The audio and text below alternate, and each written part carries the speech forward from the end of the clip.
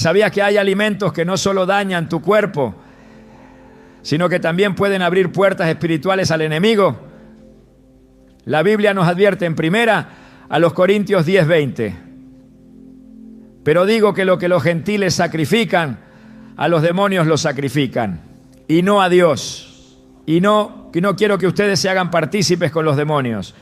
Este versículo revela una verdad inquietante. Ciertos actos aparentemente inocentes, como lo que consumimos, pueden vincularnos con fuerzas espirituales que operan en contra de la voluntad de Dios. Hoy veremos cómo Satanás puede utilizar 3 alimentos comunes como instrumentos de manipulación espiritual. Te mostraremos cómo identificarlos, cuál es su verdadero impacto y qué dice la palabra sobre esto. Revelaremos los pasos para cortar toda atadura alimenticia que impida tu libertad en Cristo. ¿Estás listo para entender lo que Dios tiene reservado para ti y romper los lazos ocultos del enemigo? ¿Alguna vez te has preguntado por qué hay alimentos que, en lugar de darte energía, te drenan? ¿Por qué, tras consumir ciertos productos, sientes culpa, ansiedad o incluso una desconexión inexplicable con Dios? Lo que muchos ignoran es que Satanás no solo actúa en los grandes pecados o tentaciones evidentes, él opera en lo cotidiano, lo sutil, lo normalizado, y uno de sus campos de batalla más ignorados es la mesa.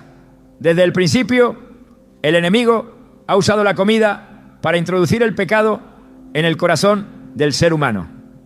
Génesis 3:6 nos relata que Eva vio que el fruto del árbol era bueno para comer y agradable a los ojos, y árbol codiciable para alcanzar la sabiduría.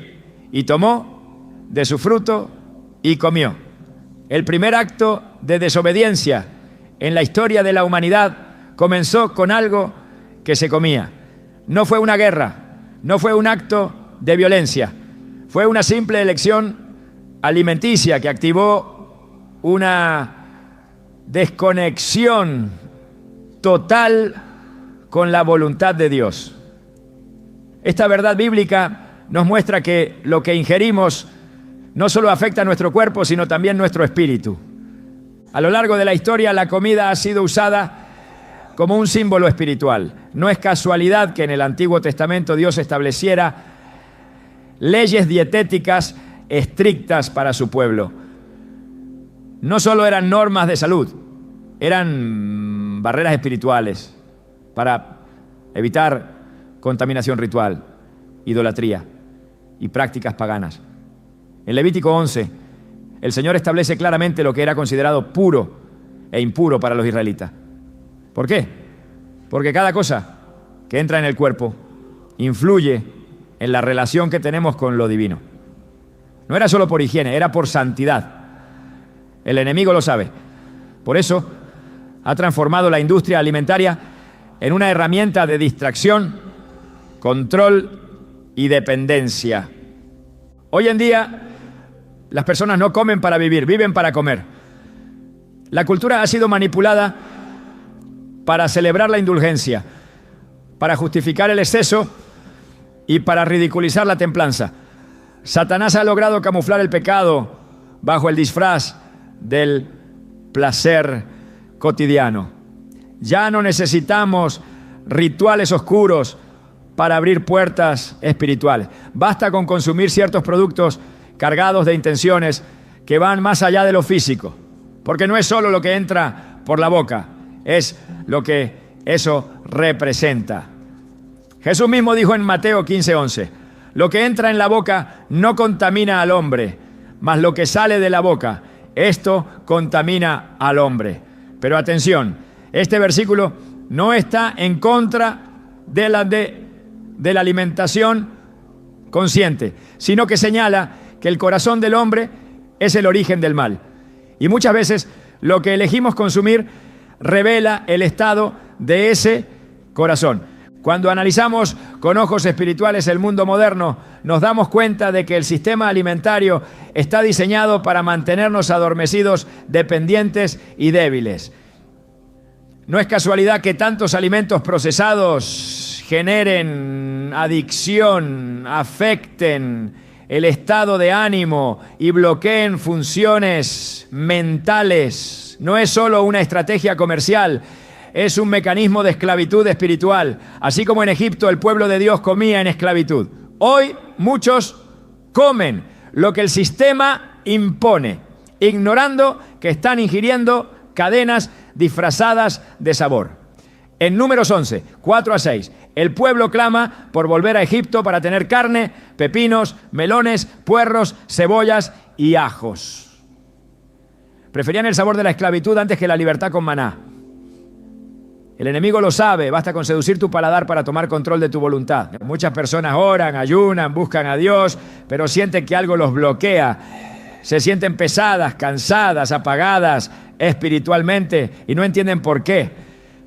Pero la respuesta puede estar en lo que comen a diario. En 1 Corintios 10:21, Pablo nos advierte: no podéis beber la copa del Señor y la copa de los demonios. No podéis participar de la mesa del Señor y de la mesa de los demonios. ¿Te das cuenta? Hay mesas espirituales. Y tú decides en cuál te sientas cada vez que eliges que entra en tu cuerpo. Comer no es solo un acto biológico, es un acto espiritual. Y el enemigo se infiltra en aquello que se hace todos los días, porque sabe que ahí puede tener más control que con tentaciones esporádicas. Lo más preocupante es que el plan del enemigo está tan bien diseñado que parece normal. Está en la publicidad, en los rituales familiares, en los antojos emocionales, en los momentos de recompensa personal. Y cada vez que alguien consume sin conciencia, sin oración, sin discernimiento, abre una pequeña grieta que con el tiempo se convierte en una brecha espiritual. No se trata de caer en legalismos ni en dietas extremas. Se trata de abrir los ojos espirituales. Porque así como cuidamos nuestra alma con oración y palabra, debemos cuidar nuestro cuerpo como templo del Espíritu Santo. En 1 Corintios 6:19-20 se nos recuerda, Yehú: ¿o ignoráis que vuestro cuerpo es templo del Espíritu Santo que está en vosotros? Glorificad pues a Dios en vuestro cuerpo. ¿Cómo podemos glorificar a Dios si lo contaminamos a diario con productos que adormecen la mente, aceleran la carne y apagan el espíritu? Jesús ayunó durante 40 días en el desierto, no solo para vencer al diablo, sino para alinear su cuerpo, alma y espíritu con la voluntad del Padre. ¿Y cuál fue la primera tentación de Satanás? Pan, comida, sustento físico. En Mateo 4:3 leemos: y vino a él el tentador y le dijo: si eres hijo de Dios, di que estas piedras se conviertan en pan. El enemigo siempre tentará con lo que parece legítimo, con lo que parece necesario. Pero Jesús respondió con poder: no solo de pan vivirá el hombre, sino de toda palabra que sale de la boca de Dios.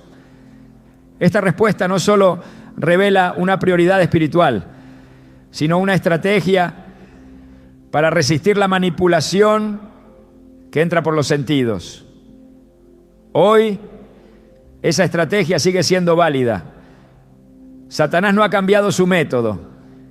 Sigue usando la comida para doblegar el espíritu. He conocido personas que tras consagrar su alimentación al Señor comenzaron a experimentar una claridad espiritual que nunca antes habían tenido. Ya no luchaban tanto con la ansiedad, los ataques de ira disminuían y su discernimiento crecía. No era magia, era obediencia. Dios honra cuando cuidamos lo que Él nos ha dado, cuando dejamos de vivir para satisfacer el apetito y empezamos a vivir para agradarle a Él.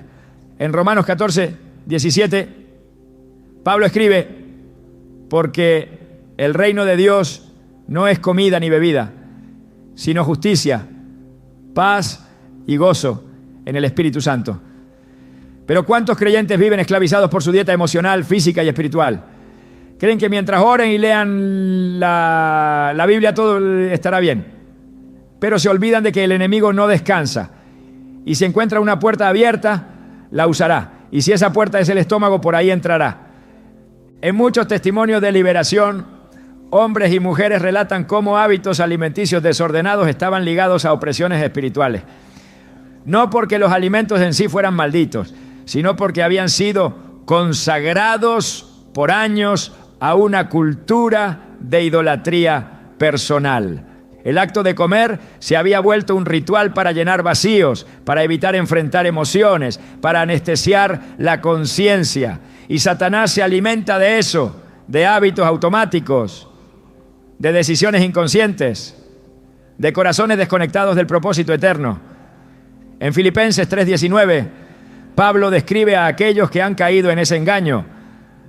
El fin de ellos será perdición, cuyo Dios es el vientre y cuya gloria es su vergüenza, que solo piensan en lo terrenal. Esta es la realidad espiritual de muchos. El vientre se ha convertido en un ídolo y sin saberlo han entregado su autoridad espiritual a lo que comen. Pero esto no tiene que continuar así. Dios no revela estas verdades para condenar, sino para redimir. La convicción es una invitación a la transformación. Hoy puede ser el día en que decidas revisar qué comes, cómo lo haces y para quién lo haces. Tal vez el enemigo ha usado tu alimentación como una cadena espiritual, pero tú tienes la llave. Está en la obediencia, en la consagración y en la dependencia del Espíritu. No es cuestión de eliminar todo de tu dieta, sino de alinear tus hábitos con la voluntad de Dios. Es una guerra espiritual que se libra con discernimiento, oración y decisiones concretas. Recuerda que no estás solo. Así como el Espíritu llevó a Jesús al desierto y lo fortaleció, también está contigo para ayudarte a vencer. Cada vez que eliges lo que edifica tu cuerpo, eliges también honrar a tu Creador. No se trata de perfección, sino de rendición. Y cuando te rindes a Dios, Satanás pierde su poder. Porque no hay comida, ni hábito, ni adicción que tenga más autoridad que la sangre de Cristo. En Apocalipsis 12:11 se declara: y ellos le han vencido por medio de la sangre del Cordero y de la palabra del testimonio de ellos. Hoy tú también puedes empezar a vencer, una decisión a la vez. ¿Y si hoy decides mirar tu alimentación como un acto de adoración? ¿Y si cada plato se convierte en una oportunidad para glorificar a Dios? El enemigo ha intentado usar lo cotidiano para esclavizarte, pero Dios quiere usar lo cotidiano para santificarte. No necesitas rituales extraños ni doctrinas extremas.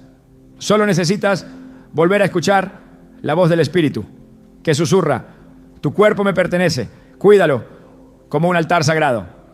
Esa es la verdadera libertad. La libertad de elegir lo que fortalece, lo que limpia, lo que edifica. Y esa libertad comienza con una simple decisión: rendir hasta tu alimentación a los pies de Cristo. A medida que se profundiza en el entendimiento espiritual del mundo que nos rodea, se hace evidente que hay elementos comunes que han sido resignificados por el enemigo para apartar al pueblo de Dios de la verdad. Lo que se presenta como inofensivo o incluso deseable, en muchos casos esconde un propósito oscuro. En la Biblia, uno de los actos más frecuentes de rebelión del pueblo de Israel fue su inclinación hacia ídolos ajenos.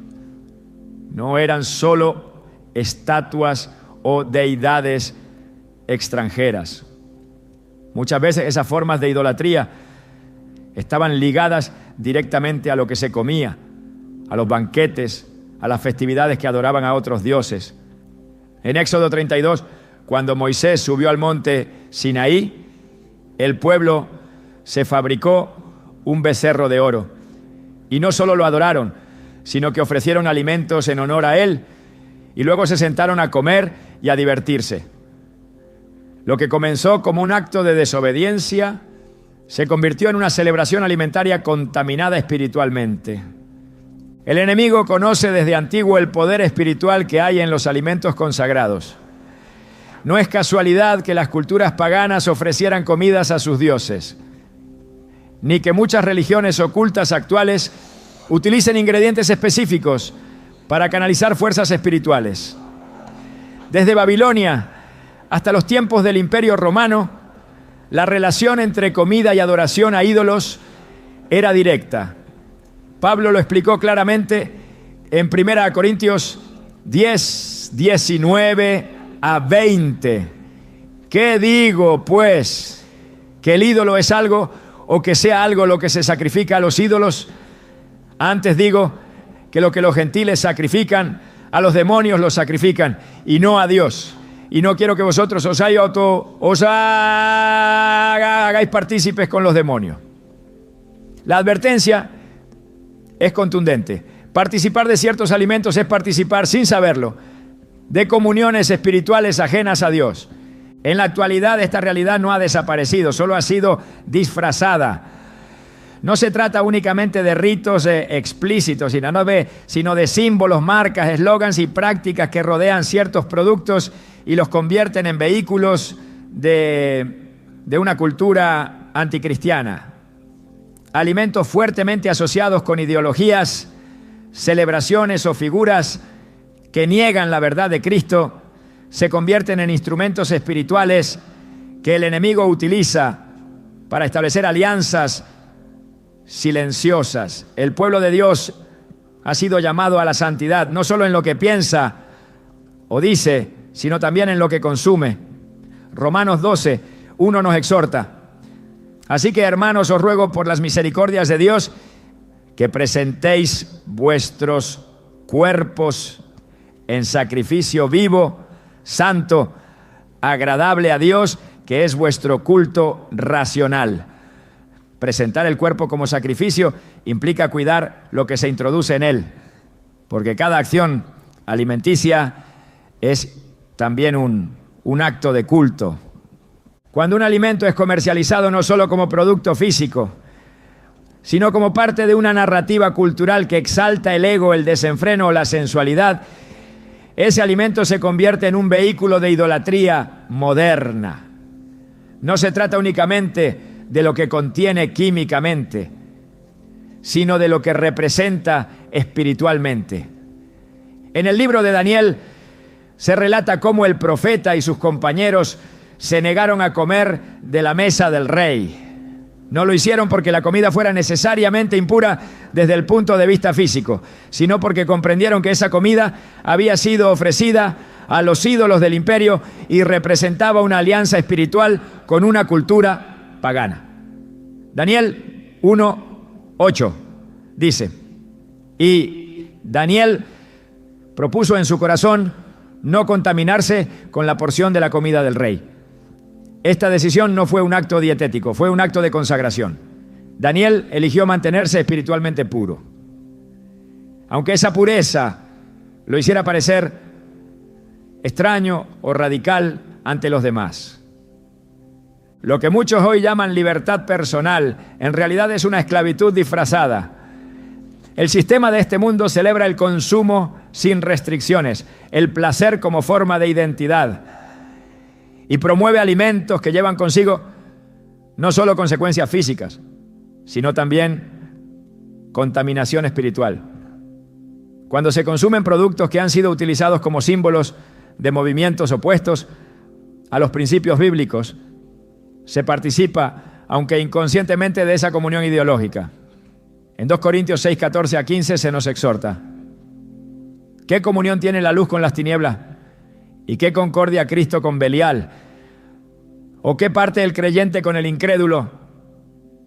Estas preguntas no se limitan a relaciones humanas.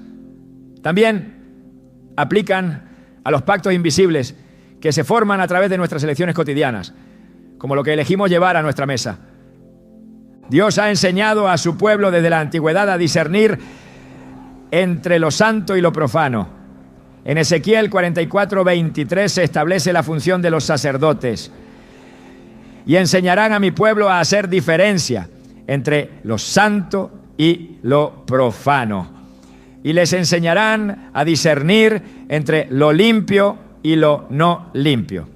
Esta enseñanza no ha sido abolida con el tiempo. Hoy, cada creyente es templo y sacerdote en su propio cuerpo. Y por lo tanto tiene la responsabilidad de discernir qué alimentos lo conectan con Dios y cuáles lo atan a sistemas que niegan su verdad. No se trata de demonizar todo lo moderno, sino de despertar al discernimiento espiritual. Lo que se come en una cultura no es neutral cuando esa cultura ha decidido rebelarse contra Dios. Muchos alimentos que parecen triviales están envueltos en celebraciones que exigen, incluso simbólicamente, la exclusión de Cristo. La Pascua bíblica fue sustituida en muchas culturas por festividades cargadas de idolatría, y con ellas vinieron alimentos consagrados a propósitos contrarios al Evangelio.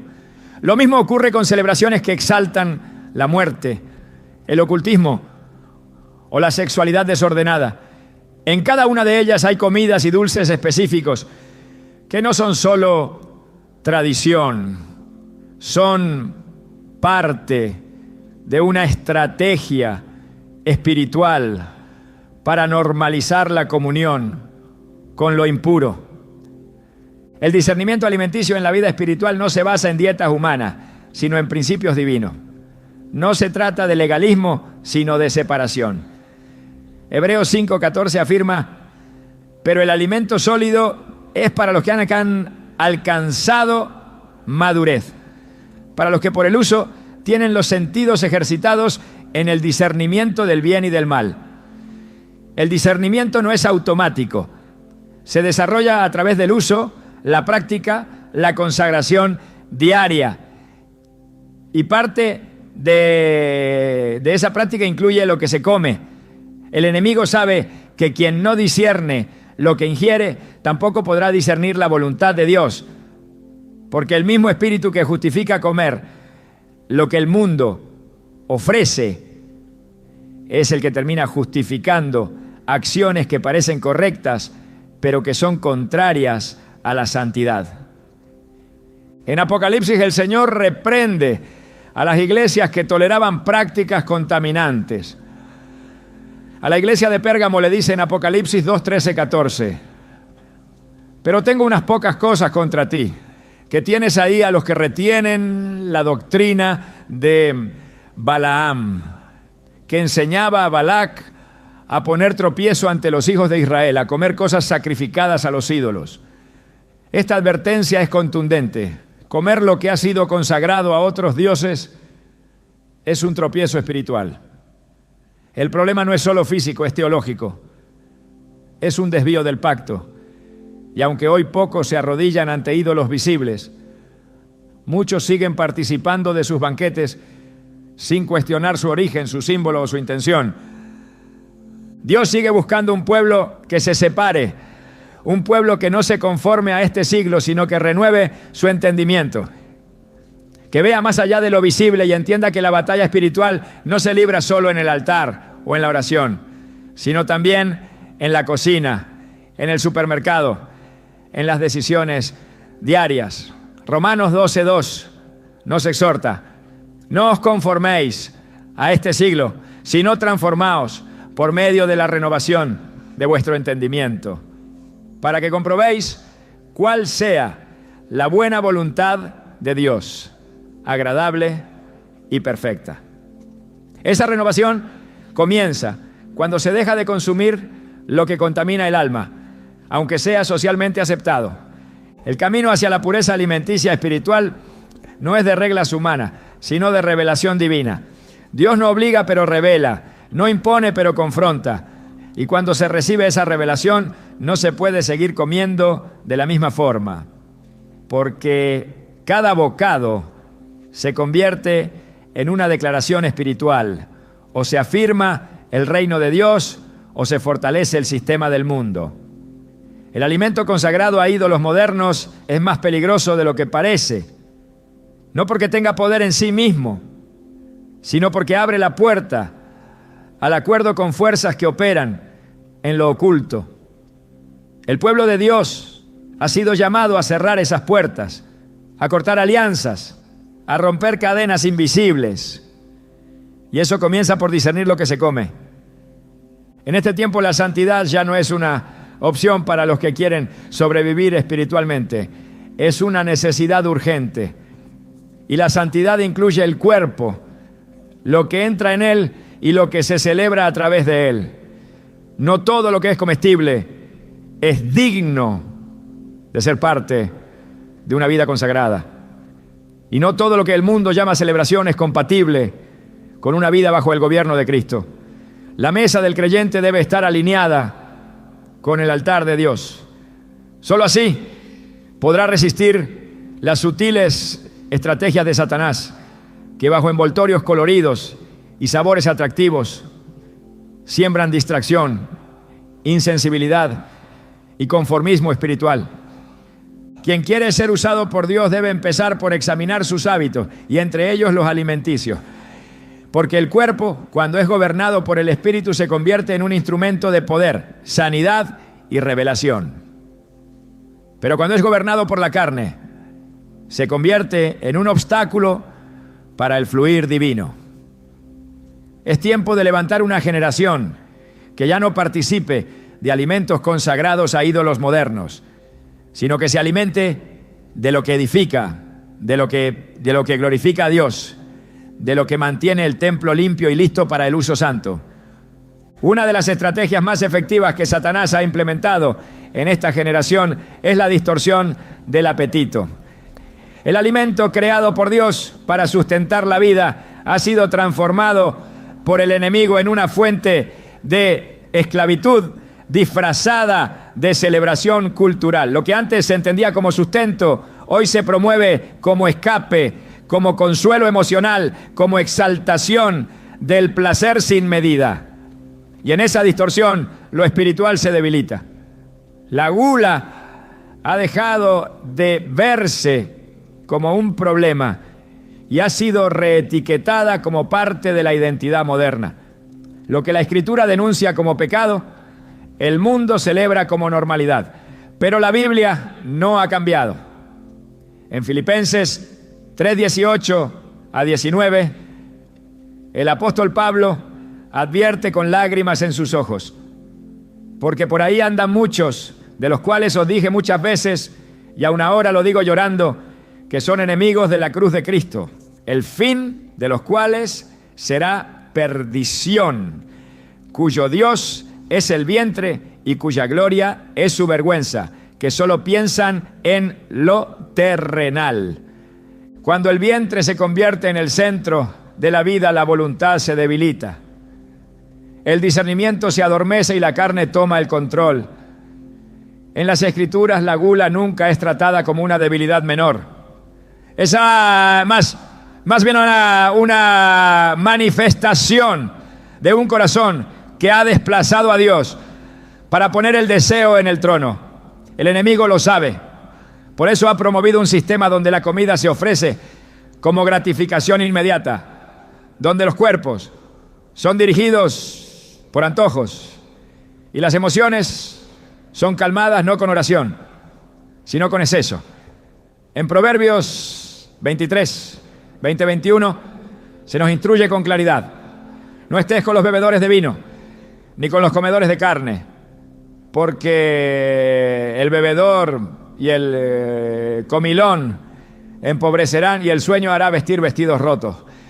Este empobrecimiento no es solo económico, es espiritual. El que no sabe frenar su apetito físico difícilmente podrá resistir en el día de la tentación.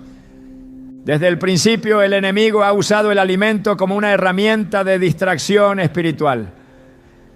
En el desierto, el pueblo de Israel fue probado. Habían sido liberados de la esclavitud de Egipto, pero sus corazones aún no estaban alineados con el cielo. Dios les proveyó el maná, alimento celestial, una sustancia que caía del cielo y que representaba no solo provisión, sino dependencia absoluta de la voluntad divina. Sin embargo, en Números 11, el pueblo comenzó a quejarse. Anhelaban la comida de Egipto, la carne, los condimentos, los sabores. Aunque eso representaba volver a la esclavitud, preferían el sabor de lo conocido antes que la disciplina de lo divino. En ese deseo desordenado, perdieron la perspectiva espiritual. No veían el maná como un regalo, sino como una limitación. Y esa queja los llevó a la ira de Dios, porque revelaba un corazón que aún no se había consagrado por completo. La gula no es solo comer en exceso, es ceder el control, es permitir que el apetito físico gobierne sobre el espíritu. Es sustituir la dirección del Espíritu Santo por la urgencia del cuerpo. Cuando esto ocurre, el creyente se vuelve vulnerable. Las oraciones pierden fuerza, la mente se nubla y la sensibilidad espiritual se reduce. No es casualidad que el ayuno tenga un poder tan profundo en la vida cristiana. Jesús mismo, antes de iniciar su ministerio, ayunó por 40 días. No lo hizo como una muestra de disciplina ascética, sino como una preparación espiritual. Al negarle al cuerpo su necesidad más básica, declaró que su alimento era hacer la voluntad del Padre. En Mateo 4:4 respondió al tentador: escrito está, no solo de pan vivirá el hombre, sino de toda palabra que sale de la boca de Dios. Esa respuesta no fue solo una defensa, fue una declaración de guerra contra la carne y contra el sistema de este mundo. El mundo ha convertido la comida en entretenimiento, en excusa, en justificación. Y en ese proceso la gula se ha institucionalizado.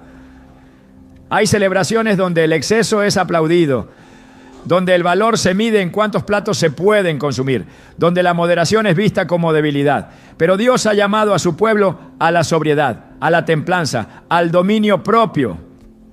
En Gálatas 5:22-23, cuando se enumeran los frutos del Espíritu, se menciona el dominio propio como una de las evidencias de una vida guiada por Dios.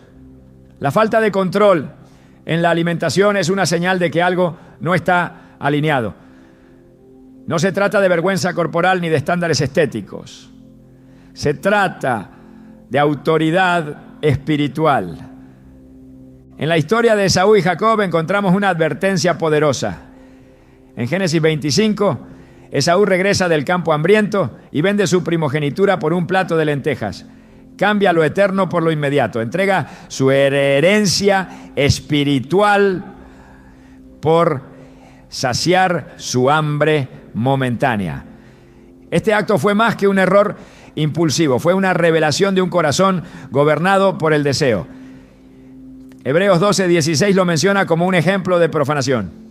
No sea que haya algún fornicario o profano como Esaú, que por una sola comida vendió su primogenitura.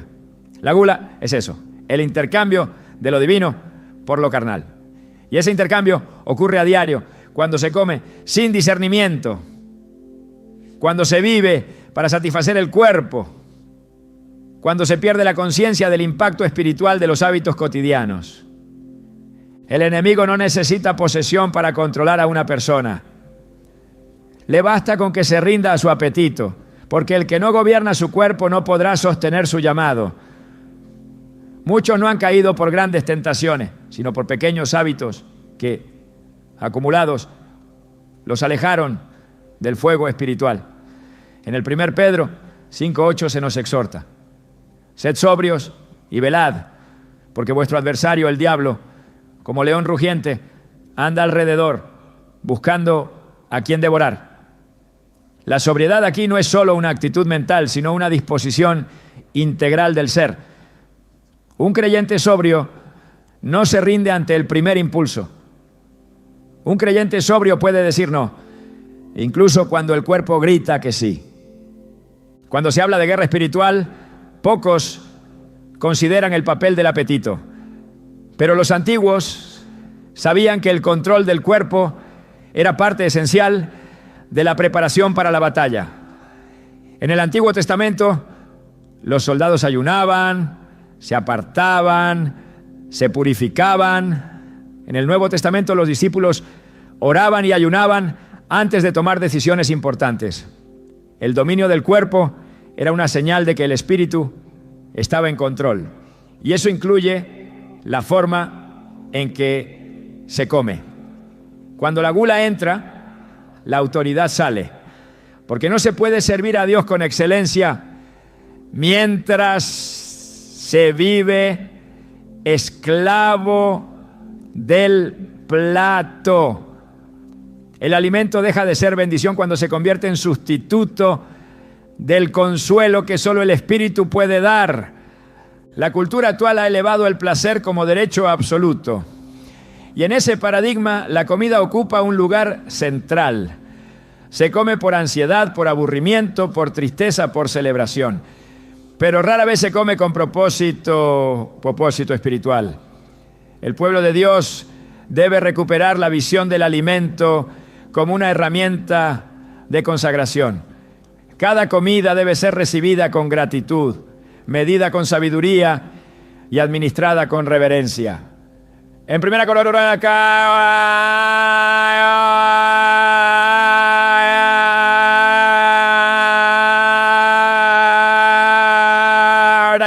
el apóstol Pablo escribe: si pues coméis o bebéis o hacéis otra cosa, hacedlo todo para la gloria de Dios. Comer para la gloria de Dios es un acto consciente, una expresión de obediencia, una declaración de que ni siquiera en lo más básico el creyente vive para sí mismo. El que no puede decir no a un impulso físico difícilmente podrá decir sí a un llamado espiritual exigente. Por eso la gula no es una cuestión trivial. Es un obstáculo que impide el avance en lo espiritual. Es una cadena suave, pero firme. Es una niebla que apaga la claridad mental, emocional y espiritual. El enemigo la promueve porque sabe que un creyente saciado en exceso no buscará el pan del cielo. Y el pan del cielo solo desciende sobre los que tienen hambre de justicia, no de entretenimiento. Dios está llamando a una generación que pueda vivir en templanza, no por obligación, sino por revelación, que comprenda que el cuerpo no es para la indulgencia, sino para la gloria, que vea en cada decisión alimenticia una oportunidad para demostrar dominio, fe y obediencia, que renuncie al placer desordenado por amor a un propósito mayor. No hay nada más poderoso que un creyente lleno del Espíritu y vacío de excusas. Y muchas excusas comienzan en la mesa, pero Dios no busca excusas. Busca corazones entregados, cuerpos consagrados, templos que reflejen su santidad. El Espíritu Santo quiere habitar en plenitud, pero no cohabita con hábitos que exaltan la carne. Cuando el creyente entrega su alimentación a Dios, se alinea con su diseño original. Recupera fuerza, claridad y sensibilidad. Se vuelve más receptivo a la voz de Dios, porque ya no come para llenar un vacío, sino para fortalecer el templo. Y un templo fuerte es un instrumento útil. En tiempos donde la guerra espiritual es constante, no se puede permitir vivir en debilidad voluntaria. El que sabe que ha sido llamado no puede vivir rendido a la gula, debe vivir rendido al Espíritu. Solo así será efectivo, resistente y fiel hasta el final. A medida que avanzamos en el discernimiento espiritual, es inevitable llegar al punto donde las máscaras caen, porque el enemigo no solo opera en lo ideológico o en lo abstracto. Su estrategia está diseñada para penetrar el cuerpo, la mente y el espíritu, utilizando aquello que parece inocente para establecer control. Y pocos medios son tan eficaces como la alimentación diaria. No se trata de exagerar, sino de ver con ojos abiertos lo que ha sido camuflado durante décadas. Porque si hay algo que Satanás ha perfeccionado, es el arte de disfrazar cadenas como elecciones personales. El creyente que no entiende esto se convierte en un objetivo fácil. No por falta de fe, sino por falta de vigilancia. Cuando en las Escrituras se habla de contaminación espiritual, no es un concepto abstracto. Está vinculado al acto de participar en lo que Dios no aprueba. Desde el principio el Señor hizo distinción entre lo santo y lo profano, lo limpio y lo impuro. No porque el alimento en sí tenga poder, sino porque lo que representa puede alinear el corazón con fuerzas que operan en las tinieblas. El enemigo ha usado 3 vías concretas para establecer un patrón de dependencia espiritual en los cuerpos de millones. No lo hace con espectáculos oscuros, sino con sabor, conveniencia y hábito. Porque lo que se consume sin cuestionar se acepta sin discernimiento. Hay ingredientes que no solo afectan la salud, sino que comprometen la mente. Compuestos que alteran el pensamiento, que disminuyen la claridad espiritual, que estimulan la carne y adormecen el espíritu. Y mientras más normalizados están, más efectivo es su trabajo. Porque no hay oposición interna cuando lo externo es costumbre. ¿Qué ocurre cuando el cuerpo, templo del Espíritu Santo, se somete a sustancias que favorecen el pecado, el desánimo y la distracción? Lo que ocurre es que se reduce la capacidad de escuchar la voz de Dios. Se pierde la agudeza que viene del Espíritu. Y ese deterioro no siempre se percibe de inmediato. A veces se manifiesta en una apatía prolongada, en la pérdida de deseo por las cosas santas, en una debilidad invisible que sabotea la fe desde adentro. El libro de Levítico establece con detalle las instrucciones de lo que debía evitarse como impuro. No eran simples leyes dietéticas, eran barreras espirituales para evitar mezclas que corrompieran el pacto. Hoy, esas barreras han sido ignoradas bajo el argumento de la libertad, pero el espíritu de contaminación sigue operando con eficacia, no por la ley, sino por la insensibilidad, no porque falte instrucción, sino porque falta vigilancia. El enemigo no necesita imponer si logra que el pueblo de Dios consuma voluntariamente lo que debilita su conexión con el cielo, porque si logra alimentar la carne, frena el crecimiento del espíritu. Cuando en Daniel 1:8 se narra que el profeta propuso no contaminarse con la comida del rey, no lo hizo por rebeldía ni por preferencia. Lo hizo por discernimiento. Sabía que aceptar ese alimento significaba adoptar una comunión con el sistema del mundo, con sus valores y con sus espíritus. Daniel no rechazó solo un menú, rechazó un vínculo. Y ese principio sigue siendo válido. Lo que se pone en la mesa es también un acto de pacto. Y cuando ese pacto se forma con lo que ha sido manipulado por el enemigo, el resultado no puede ser otra cosa que esclavitud disfrazada de libertad. La ciencia confirma lo que la Biblia ya anticipaba, que hay sustancias que alteran la voluntad, que generan adicción, que afectan el juicio.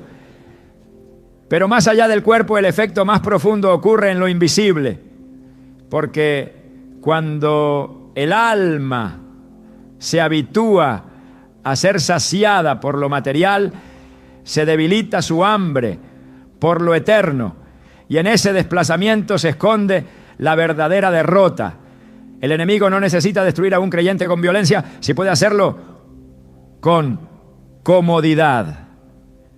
No necesita atacar con fuerza si puede seducir con suavidad, porque quien pierde el dominio sobre su apetito entrega sin saberlo el timón de su vida espiritual.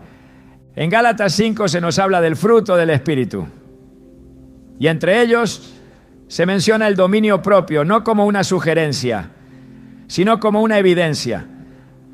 Porque quien vive por el Espíritu no es gobernado por el deseo. Y cuando el deseo se manifiesta en la forma de alimentos diseñados para estimular el alma caída, el resultado es un creyente sin fuerza, sin discernimiento, sin dirección. No porque Dios no hable, sino porque la frecuencia espiritual ha sido bloqueada por el exceso, por la confusión interna, por las toxinas que apagan la claridad. El enemigo ha asignado recursos, industrias y sistemas enteros para promover estos alimentos con una agresividad nunca antes vista. Ya no se trata de simple consumo, es propaganda, es adoctrinamiento, es exaltación del apetito. Y ese apetito, cuando no es gobernado por el Espíritu, se convierte en un ídolo, se convierte en un altar. Y todo altar exige adoración. Por eso muchos, sin saberlo, han sido arrastrados a una adoración moderna que se expresa no con cánticos, sino con hábitos, no con incienso, sino con antojos. Y ese altar invisible es el que ha reemplazado al altar del Espíritu en muchos corazones. Es tiempo de recuperar la autoridad, no con legalismo, sino con luz, no con condenación, sino con verdad. La batalla espiritual por el cuerpo no comienza en lo grande, comienza en lo cotidiano. Y el alimento es una de las trincheras principales. Lo que parece pequeño, lo que se justifica por costumbre, lo que se celebra por tradición, puede estar cargado de intenciones ocultas, porque el enemigo no se detiene.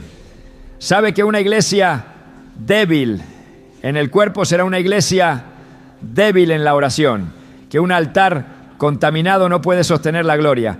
Y por eso ha lanzado su estrategia más sutil, más elegante, más disimulada, pero no menos letal. El cuerpo no es un accidente biológico ni una estructura vacía sin propósito espiritual. Desde el principio Dios diseñó el cuerpo humano como un espacio de manifestación divina. No fue creado solo para existir, sino para aportar su presencia.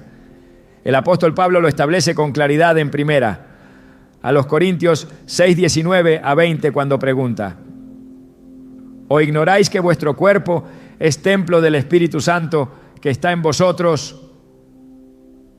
Glorificad pues a Dios en vuestro cuerpo. Esta declaración no es simbólica, es una verdad que exige acción, reverencia y discernimiento. Un templo no puede ser tratado como un almacén. Un templo es sagrado, es vigilado, es purificado. El enemigo lo sabe, por eso ha convertido la alimentación en una herramienta silenciosa de sabotaje espiritual. Cuando el creyente pierde de vista la santidad de su cuerpo, comienza a abrir espacios donde la carne se fortalece y el espíritu se debilita. Lo que entra en el cuerpo no solo afecta su funcionamiento físico, también repercute en su capacidad de sostener la presencia. Porque no hay gloria donde hay contaminación continua. En el Antiguo Testamento, el templo requería ofrendas puras. No se presentaba cualquier cosa. Todo debía ser sin mancha, sin defecto, conforme a lo establecido por Dios. Hoy ese templo ya no está hecho de piedras, está hecho de carne. Y lo que se introduce en él también debe ser digno, santo, separado. No es exageración afirmar que el enemigo busca constantemente formas de profanar ese templo. Lo hace sutilmente, no con actos abiertamente blasfemos, sino con elecciones normales, hábitos repetitivos y decisiones automáticas. Porque mientras más natural parece una costumbre, menos cuestionamiento genera. Pero lo que no se cuestiona, se normaliza. Y lo que se normaliza sin filtro espiritual, contamina. En Marcos 7:15, Jesús enseñó: nada hay fuera del hombre que entre en él, que le pueda contaminar. Pero lo que sale de él, eso es lo que contamina al hombre. Esta palabra no niega la importancia de lo físico, sino que enfatiza que la contaminación verdadera se conecta con el corazón. Y lo que se introduce al cuerpo, si está conectado a la avaricia, la vanidad o el desenfreno afecta el estado del alma. El enemigo se ha infiltrado en la industria alimentaria con precisión estratégica. No necesita que el creyente deje de orar, solo necesita que consuma sin discernir. Porque el que no discierne lo que entra, tampoco podrá discernir lo que se mueve en lo invisible. Un cuerpo saturado de toxinas no solo se enferma, se vuelve torpe para las cosas del espíritu. El ayuno, en contraste, restaura la sensibilidad, porque cuando el cuerpo se alinea con la voluntad divina, el alma se limpia y el espíritu se fortalece. Pero cuando se vive alimentando la carne, se reduce la capacidad de respuesta ante los impulsos del cielo. En Romanos 12:1 se nos instruye a presentar nuestros cuerpos como sacrificio vivo, santo, agradable a Dios. Ese sacrificio no ocurre solo en el altar de una iglesia. Se manifiesta en cada decisión cotidiana, en cada plato que se pone sobre la mesa, en cada hora que se rinde al descanso o al desorden, porque todo lo que se hace con el cuerpo debe reflejar la obediencia a un diseño superior. El templo no puede ser tratado con negligencia. El templo no puede ser profanado con prácticas que alimentan la carne mientras matan el espíritu. Y muchas de esas prácticas comienzan por lo que se come. El impacto espiritual de la alimentación no siempre se percibe de inmediato, pero con el tiempo se manifiesta en la incapacidad de orar con profundidad, en la resistencia a la palabra, en la desconexión con la voz de Dios. Porque lo que parece físico es en realidad profundamente espiritual. El cuerpo es el punto de encuentro entre lo natural y lo eterno. Y si ese lugar está contaminado, se vuelve difícil sostener la gloria. En el tabernáculo del Antiguo Testamento había un proceso de purificación antes de entrar a la presencia de Dios. Hoy ese proceso sigue vigente, aunque adaptado al nuevo pacto, porque Dios no ha cambiado. Su santidad sigue exigiendo pureza. Hay cuerpos que han sido convertidos en depósitos de desorden, no porque falte conocimiento, sino porque se ha perdido la conciencia de lo sagrado. Pero cuando se recupera esa conciencia, todo cambia. Comer ya no es un acto de placer, es un acto de adoración. Descansar ya no es una indulgencia, es obediencia. Cuidar el cuerpo ya no es vanidad, es responsabilidad espiritual. Porque el cuerpo que ha sido redimido por la sangre del Cordero no puede ser tratado como si fuera del mundo. Ya no nos pertenecemos, hemos sido comprados con precio y ese precio exige una vida consagrada en todo aspecto. En tiempos donde el enemigo busca cansar a los santos, debilitar sus cuerpos y adormecer su discernimiento, el llamado a la santidad corporal es urgente. No es legalismo, es revelación, no es obligación, es honra. El que ha visto el valor de la presencia protege el templo donde esa presencia habita. Y en ese templo no hay espacio para alimentos que sirven a los propósitos del enemigo. Porque lo que se tolera en lo pequeño termina creciendo hasta ocupar el lugar que solo le pertenece a Dios. Por eso cada decisión alimenticia es una declaración espiritual. O se fortalece la carne o se fortalece el espíritu. No hay neutralidad en el templo. Cuando el cuerpo se convierte en un campo de batalla entre el deseo carnal y la voluntad del espíritu, el alma comienza a manifestar los síntomas de esa lucha. Y en esa tensión, uno de los principios más poderosos que Dios ha entregado a su pueblo para recuperar autoridad y sensibilidad espiritual es el ayuno. No como un castigo, no como una exigencia legalista, sino como una llave de restauración. Porque el ayuno no cambia a Dios, cambia al que ayuna. No altera la soberanía divina, pero alinea el corazón humano. No obliga al cielo a responder, pero dispone al creyente para escuchar. Desde los tiempos más antiguos el ayuno fue la herramienta mediante la cual los siervos de Dios silenciaban la carne para amplificar la voz del Espíritu. En Joel 2:12 el Señor clama: convertíos a mí con todo vuestro corazón, con ayuno y lloro y lamento.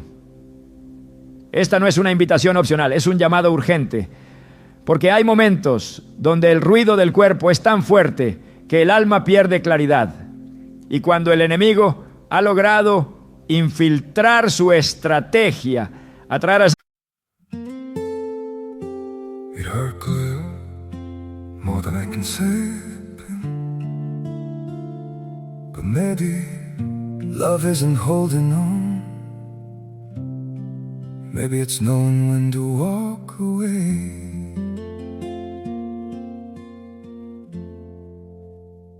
We try to hold what we're slipping through, like sand running from our hands. Every promise started losing shape. We couldn't be what we once planned. Your eyes would look right through mine, like you were already gone. We stayed too long in a fading light, trying to prove we still. It hurt good, more than I can say, but maybe love isn't holding on. Maybe it's knowing when to walk away.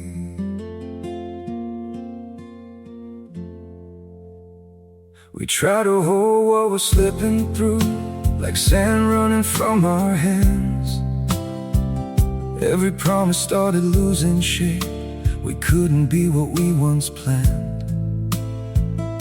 Your eyes would look right through mine, like you were already gone. We stayed too long in a fading light, trying to prove we still. It hurt good, more than I can say, but maybe love isn't holding on. Maybe it's knowing when to walk away.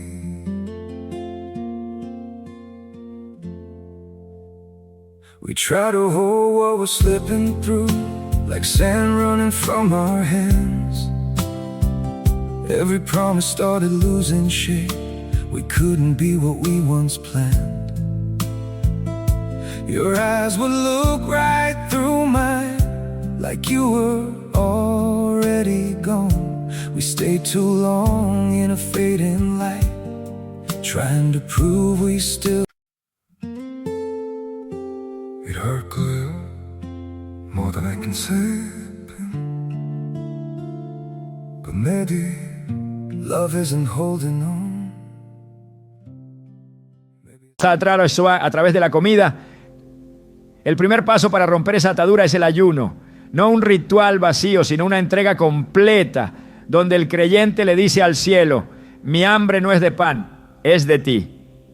El ayuno no es debilidad, es resistencia, no es opresión, es conquista. El mismo Jesús, antes de iniciar su ministerio, fue llevado por el Espíritu al desierto para ayunar. 40 días sin comer, en medio del silencio, la soledad y la tentación. Y fue en ese escenario donde el enemigo apareció con una oferta disfrazada de necesidad. Si eres hijo de Dios, di que estas piedras se conviertan en pan. Pero Jesús no cedió. Su respuesta fue clara, firme, cargada de autoridad espiritual. No solo de pan vivirá el hombre, sino de toda palabra que sale de la boca de Dios. En esa frase no solo se reveló el poder de la palabra, sino la posición de victoria que se alcanza cuando el cuerpo es sometido al espíritu. El ayuno rompe ciclos porque interrumpe patrones. Cuando el creyente ayuna, detiene la rutina que lo ha mantenido cautivo. Ya no come por reflejo, ya no responde al impulso, ya no alimenta la carne. Ese acto deliberado de negación abre espacio para la corrección, para la revelación, para el arrepentimiento profundo. Porque muchas veces no se trata solo de lo que se come, sino del por qué se come. Y el ayuno expone los motivos, saca a la luz las dependencias emocionales, las ataduras invisibles, las alianzas inconscientes que se han formado en la mesa. Por eso es un acto radical, no porque sea extremo, sino porque va a la raíz del problema. En Isaías 58, Dios confronta un tipo de ayuno vacío, mecánico, sin transformación, y al mismo tiempo revela el tipo de ayuno que Él ha escogido. Un ayuno que rompe ligaduras de impiedad, que suelta cargas de opresión, que libera a los quebrantados, que rompe todo yugo. Este no es un simple sacrificio, es una declaración de guerra espiritual. Es el acto mediante el cual el creyente declara que el cuerpo ya no gobierna, que los alimentos ya no dictan su humor, que el sistema del mundo ya no define su identidad. Es volver a depender de lo alto, no de lo que se ingiere. Es cortar con la idolatría del apetito. Es desalojar al enemigo del altar del cuerpo para volver a entronizar al Espíritu Santo. Hay ciclos de ansiedad que han sido perpetuados por una alimentación desordenada, ciclos de culpa, de cansancio, de insatisfacción. Pero esos ciclos pueden ser interrumpidos cuando el creyente decide someter su cuerpo a la disciplina espiritual del ayuno. No se trata de impresionar a Dios, se trata de disponerse para ser transformado, de entrar en una dimensión donde la sensibilidad espiritual aumenta, donde la voz del Espíritu se vuelve más nítida, donde la voluntad se fortalece, porque mientras el cuerpo se debilita físicamente, el hombre interior es renovado, no por hambre, sino por obediencia. En Mateo 17:21 Jesús enseña que hay ciertos géneros de opresión espiritual que no salen sino con oración y ayuno. Esto implica que hay cadenas que no se rompen solo con conocimiento. Hay puertas que no se abren solo con intenciones. Hay prisiones que solo se derrumban cuando el creyente se dispone a morir al yo. Y eso comienza en el cuerpo, comienza en la mesa, comienza en la decisión de dejar de alimentar lo que fortalece al enemigo. Porque cuando el vientre ya no reina, el trono del alma queda libre para que el espíritu tome su lugar legítimo. El ayuno no solo restaura el discernimiento, lo afina, aumenta la percepción espiritual, revela intenciones ocultas, desenmascara pensamientos que parecían inofensivos. Y con esa claridad el creyente puede tomar decisiones alineadas al propósito eterno. Porque la lucha no es solo contra carne y sangre, sino contra poderes, contra autoridades, contra gobernadores de las tinieblas. Y no se puede combatir con armas humanas un conflicto que se libra en el espíritu. La disciplina del ayuno convierte el cuerpo en un instrumento preparado, no debilitado. Porque no se trata de desnutrición, sino de consagración. No se trata de dejar de comer por tristeza, sino de dejar de ceder ante lo que oprime. En 2 Crónicas 20, Josafat y todo Judá se enfrentaban a un enemigo superior. No sabían qué hacer, pero su respuesta fue convocar un ayuno. Todo el pueblo, desde los ancianos hasta los niños, se humilló delante de Dios. Y en ese escenario, Dios habló. Dio estrategia, dirección, victoria. Porque cuando el pueblo ayuna, el cielo responde. Cuando el cuerpo es sometido, el espíritu se eleva. Y cuando el espíritu se eleva, el enemigo pierde terreno. No porque el creyente sea más fuerte, sino porque ha dejado de luchar con sus fuerzas. Ha comenzado a depender.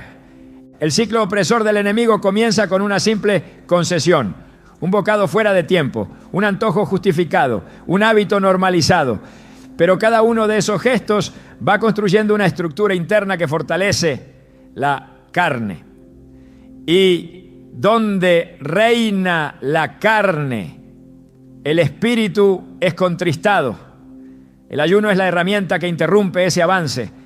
No es un castigo, es una restauración.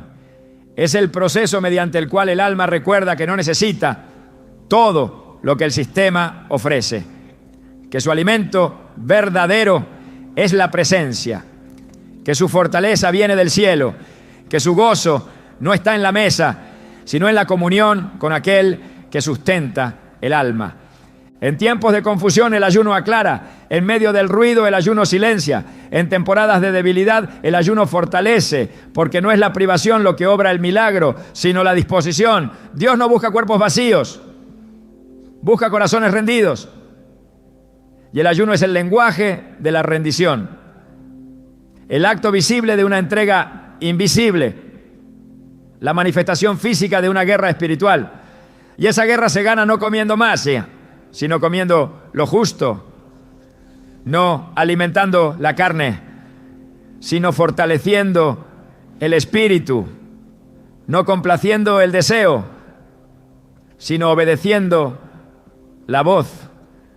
El pueblo de Dios ha sido llamado a ser diferente, a vivir en otro nivel de conciencia espiritual, no para presumir, sino para perseverar, porque la batalla no ha terminado y cada día se presenta como una oportunidad de romper cadenas, de cerrar puertas, de cortar la influencia de un sistema que ha sido diseñado para adormecer.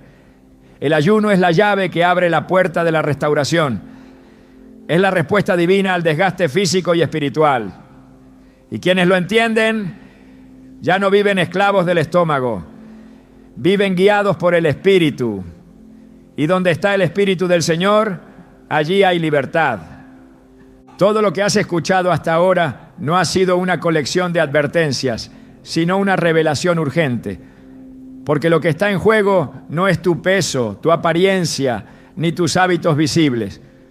Lo que está en juego es tu capacidad para sostener el fuego de Dios en medio de un sistema que ha sido diseñado para apagarlo. Y esa capacidad no depende solo de tu espíritu, sino también de tu cuerpo. Porque el cuerpo, aunque es temporal, ha sido llamado a ser un instrumento eterno, un altar móvil, una extensión de la voluntad del cielo sobre la tierra. El enemigo lo ha entendido mejor que muchos creyentes. Él sabe que quien no gobierna su cuerpo no puede resistir la presión espiritual que viene sobre la tierra. Por eso ha sembrado su estrategia en lo cotidiano, no en lo grotesco. Porque si logra que te rindas en lo pequeño, te debilita para lo grande. Pero el llamado que Dios está haciendo a esta generación no es a sobrevivir, sino a reinar, no a reaccionar, sino a establecer autoridad. Y esa autoridad comienza por dentro. No se puede atar al hombre fuerte allá afuera si el propio templo está bajo dominio de la carne. No se puede echar fuera espíritus cuando la voluntad está cautiva por sabores, impulsos y automatismos, ¿no? Esta no es una lucha contra comida, es una guerra por el control, y el control no lo gana quien tiene fuerza física, sino quien tiene claridad espiritual. Por eso esta batalla se libra desde la conciencia, desde la renuncia, desde la entrega radical, no para impresionar a nadie, sino para vaciarse de todo lo que el enemigo ha usado como herramienta de acceso. Porque cada vez que te sientas a comer sin discernir, cada vez que cedes al antojo, sin detenerte a preguntar, cada vez que justificas un exceso por una emoción, estás abriendo una puerta. Y las puertas que no se cierran con decisión se convierten en entradas legales para el desgaste espiritual. Pero hay una generación que no se doblegará. Una generación que no usará el cuerpo como excusa, sino como arma. Que tomará su debilidad y la pondrá en el altar, no para esconderla, sino para consagrarla. Porque el cuerpo también puede ser profético. Cuando decides no contaminarlo, estás hablando en el lenguaje del cielo. Estás diciendo que el espíritu tiene el control, que la carne ha sido crucificada, que el templo ha sido limpiado, que la mesa ya no es lugar de atadura, sino de comunión con lo eterno. Lo que comes habla. Habla de tu gobierno interno, habla de tu discernimiento, habla de tus prioridades. Y aunque nadie te vea, aunque nadie lo cuestione, aunque todos lo aprueben, el cielo lo registra, porque el dominio del cuerpo es la evidencia de un espíritu entrenado. Y ese entrenamiento es el que te prepara para resistir cuando otros caen, para permanecer cuando otros se rinden, para discernir lo que otros celebran. No como acto de superioridad, sino como fruto de rendición profunda. El enemigo quiere creyentes llenos de conocimiento, pero débiles en dominio, con lenguaje de reino, pero hábitos del sistema, con pasión en la boca, pero derrota en el cuerpo. Pero el Espíritu está levantando otra clase de hombres y mujeres. Gente que entiende que su cuerpo es campo de batalla y territorio sagrado, que no negocia su altar, que no intercambia revelación por indulgencia, que no ofrece a Dios lo que el mundo ha contaminado. No se trata de restringirte, sino de prepararte, porque lo que viene sobre el mundo no será soportado por quienes aún dependen de placeres para mantenerse en pie. Solo lo resistirán aquellos que han aprendido a vivir en dominio, que han cerrado las puertas internas, que han hecho del cuerpo un lugar seguro para la presencia, que ya no comen por ansiedad, sino por propósito, que ya no se entregan al sabor, sino al espíritu, porque saben que el cuerpo que gobiernan es la plataforma que Dios usará para manifestar su gloria. Este es el tiempo de reconquistar lo que se cedió, de recuperar el control sobre el templo, de derribar los altares modernos donde se ofreció sacrificio a la comodidad, porque tu cuerpo no es tuyo, fue comprado, fue marcado, fue separado. Y lo que fue comprado por la sangre no puede ser alimentado por el sistema del mundo. Tiene que ser sustentado por la palabra, por la revelación, por la obediencia radical que dice, si esto me aleja, lo suelto. Si esto me adormece, lo corto.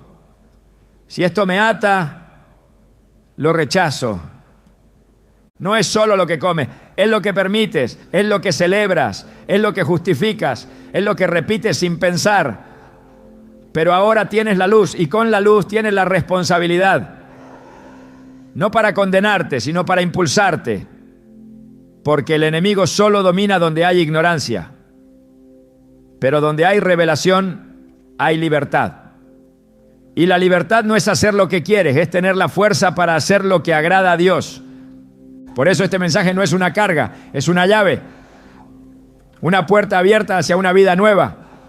Una vida donde el cuerpo ya no estorba al espíritu, sino que lo acompaña. Donde lo que consumes te fortalece. Donde tu mesa es un altar. Donde tus decisiones diarias se convierten en actos proféticos que le dicen al mundo, el reino de Dios gobierna aquí. Que esta sea tu marca a partir de hoy, no como perfección, sino como determinación. Que cada alimento que eliges, cada impulso que sometes, cada hábito que rediriges, se convierta en adoración silenciosa.